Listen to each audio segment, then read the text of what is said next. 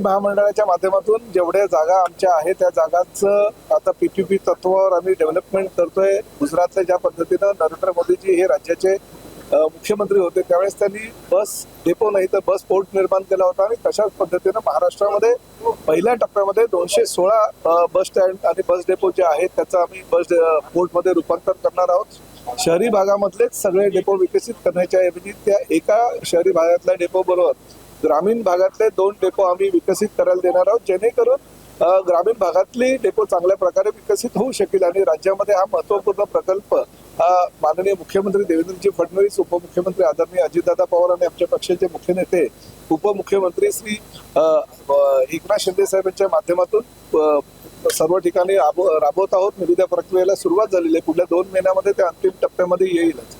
पण प्रामुख्यानं राज्यामध्ये परिवहन मंत्री असताना एक महत्त्वपूर्ण निर्णय आम्ही घेतलेला आहे। कालच लक्षवेधी विद्यार्थी वाहतूक करत असलेल्या बसेस किंवा विद्यार्थी वाहतूक करत असलेल्या ज्या काही गाड्या आहेत त्यामध्ये अपघाताची मालिका सातत्यानं होत आहे। गेल्या अनेक वर्षापासून आपल्याला ही कल्पना आहे की राज्यामध्ये रोड ॲक्सिडेंटचं प्रमाण हे मोठ्या प्रमाणात झालेलं आहे। याचं कारण आम्हाला कळलं की 40% जे पादचारी असतात ते अपघातामध्ये बळी पडतात। 2 व्हीलरवाले जे असतात ते सुद्धा अपघातामध्ये बळी पडतात। अशी त्यांची संख्या फार मोठ्या प्रमाणात 60% तर बळी पडणाऱ्यांची संख्या ही रस्त्यावरून ट्रॅफिकच्या माध्यमातून किंवा क्रॉसिंगच्या माध्यमातून जे लोक ट्रॅफिकच्या ज्या सूचना असतात त्याचं अवलोकन न करत असल्यामुळे मृत्युमुखी पडत असल्याच्या गोष्टी आमच्या निदर्शनास आलेल्या आहे। परिवहन खात्याने काल महत्त्वपूर्ण बैठक घेतली। परिवहन खात्याचे आमचे सगळे अधिकारी त्याला उपस्थित होते। आम्ही असा निर्णय घेतला की राज्यामध्ये ज्या ठिकाणी आरटीओची कार्यालय आहेत त्या आरटीओच्या कार्यालयामध्ये जर मोकळी जागा असेल किमान 1 एकर तर त्या जागेवर ट्रॅफिक गार्डन करायचं किंवा जर ज्या ठिकाणी आरटीओकडे जागा उपलब्ध नसेल तर त्या ठिकाणी महापालिकेच्या माध्यमातून, नगर परिषदेच्या माध्यमातून किंवा जिल्हाधिकाऱ्यांच्या सहकार्यानं किमान 1 एकरचा भूखंड हा आरटीओच्या ताब्यामध्ये त्यांनी द्यावा। त्याची निगा व देखभाल ही आरटीओ डिपार्टमेंट करेल। राज्य शासनाच्या केंद्र शासनाच्या रोड सेफ्टीचं जे फंड आमच्याकडे भरपूर मोठ्या प्रमाणात उपलब्ध होत आहे त्यातून तो खर्च करेल। किमान एका ट्रॅफिक गार्डनसाठी 1 कोटी रुपये आम्ही खर्च करू।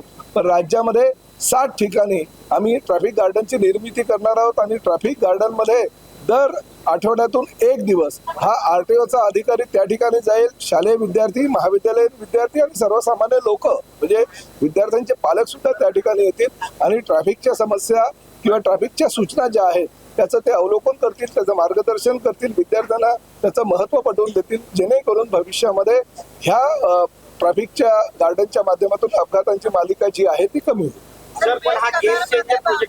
हा गेम चेंजर प्रोजेक्ट पूर्ण देशाच्या दृष्टिकोनात ठरेल, कारण पहिला महाराष्ट्र हे पहिलं राज्य आहे की ट्रॅफिक गार्डनच्या माध्यमातून विद्यार्थ्यांना त्याचबरोबर महाविद्यालयीन विद्यार्थी आणि सर्वसामान्य त्या विद्यार्थ्यांच्या पालकांना सुद्धा ट्रॅफिकचं महत्त्व समजून देतील। आजपर्यंत ट्रॅफिकच्या ह्या समस्यांमुळे अनेक लोकांचे जीव गेलेले आहेत आणि त्यामुळे ती संख्या दिवसेंदिवस वाढते आहे। ही संख्या कमी करायची असेल तर जनजागृती हा फार मोठा पर्याय आहे। झेब्रूची निर्मिती आम्ही केलेली आहे। झेब्रूच्या माध्यमातून एक शुभंकर दारोदारी जाऊन समाजातील सर्वसामान्य जनतेला त्याची माहिती देईल, परंतु ट्रॅफिक गार्डनच्या माध्यमातून शालेय शिक्षणामध्येच ह्या ट्रॅफिक गार्डनचं महत्त्व जर विद्यार्थ्यांना पटवून दिलं आणि लहानपणापासून म्हणजे ज्युनियर KG, सिनियर KGच्या विद्यार्थ्यांनाच ट्रॅफिकच्या सगळ्या जे लोगो असतात किंवा ट्रॅफिक बाबत जी माहिती द्यायची असते ती जर त्यांना मिळाली तर निश्चितपणे भविष्यामध्ये लोकांना एक मानसिकता बदलेल, विद्यार्थ्यांची मानसिकता बदलेल। कारण लहानपणापासून विद्यार्थ्यांच्या जीवनामध्ये असे जर धडे आपण फिरून दिले तर त्याचा फायदा त्यांना मोठेपणी होत असतो आणि तीच गोष्ट लक्षात ठेवून 60 ठिकाणी ट्रॅफिक गार्डन उभारण्याचा निर्णय परिवहन विभागाने घेतलेला आहे। लहानपणापासून मुलांना शिस्त लागेल, जे ट्रॅफिकचे लोगो काय आहे, त्याचबरोबर red signal, green signal, yellow signal अशा प्रकारे सिग्नलची माहिती त्यांना मिळेल। झेब्रा क्रॉसिंग काय असतं याची त्यांना माहिती मिळेल आणि त्यामुळे अपघातांची मालिका किंबहुना बंद व्हायला पाहिजे या मताचा मी आहे। कारण शेवटी परिवहन खात्याचा मंत्री म्हणून राज्यामध्ये जर विद्यार्थ्यांचे बळी जात असतील, सर्वसामान्य जनतेचे जर बळी जात असतील ह्या रोड ॲक्सिडेंटमुळे तर निश्चितपणे ते भूषण हवं नाहीये। केंद्र शासन आणि राज्य शासन करोडो रुपयाचा खर्च ह्या ट्रॅफिकच्या समस्येसाठी खर्च करतात, रोड सेफ्टीसाठी खर्च करत असतात। त्याचा विनियोग जर अशा प्रकारे केला तर एक चांगलं उद्यान सुद्धा सर्वसामान्य जनतेला मिळेल, जे 365 दिवस खुलं असेल. परंतु आठवड्यातून एक दिवस आरटीओचे अधिकारी जाऊन त्यांना सगळी माहिती देईल, त्यांना सगळे नियमावली चे धडे जे आहेत ते दिले जातील. त्यामुळे मुलं जशी जशी मोठी होत जातील तशी तशी त्यांना शिक्षणाबरोबर ट्रॅफिकचं महत्व सुद्धा कळायला लागेल.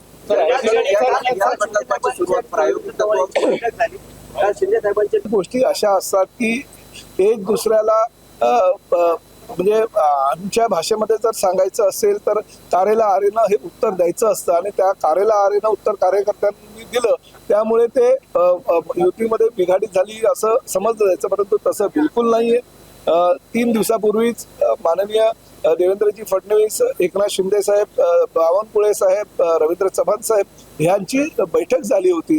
त्यानंतर आदरणीय प्रदेशाध्यक्ष भारतीय जनता पक्षाचे रवींद्र चव्हाण हे दिल्लीला गेले. अमितभाई शाह यांची भेट त्यांनी घेतली काल सकाळी आणि त्यानंतर काल संध्याकाळी प्रीतिभोजन झालं आणि प्रीतिभोजनामध्ये राज्यामध्ये ज्या 29 महापालिका आहेत, 12 जिल्हा परिषदेच्या निवडणुकीची आचारसंहिता कधी लागण्याची शक्यता आहे, त्यापूर्वी ज्या ज्या ठिकाणी मुंबई असू द्या, ठाणे असू द्या किंवा वसई विरार असू द्या, ज्या ज्या ठिकाणी युतीची बोलणी करायची आहे ती बोलणी त्यांनी केली आणि रवी चव्हाण साहेबांनी जाहीरच केलं की ठाणे आणि मुंबईमध्ये निश्चितपणे युती ही 100% केली.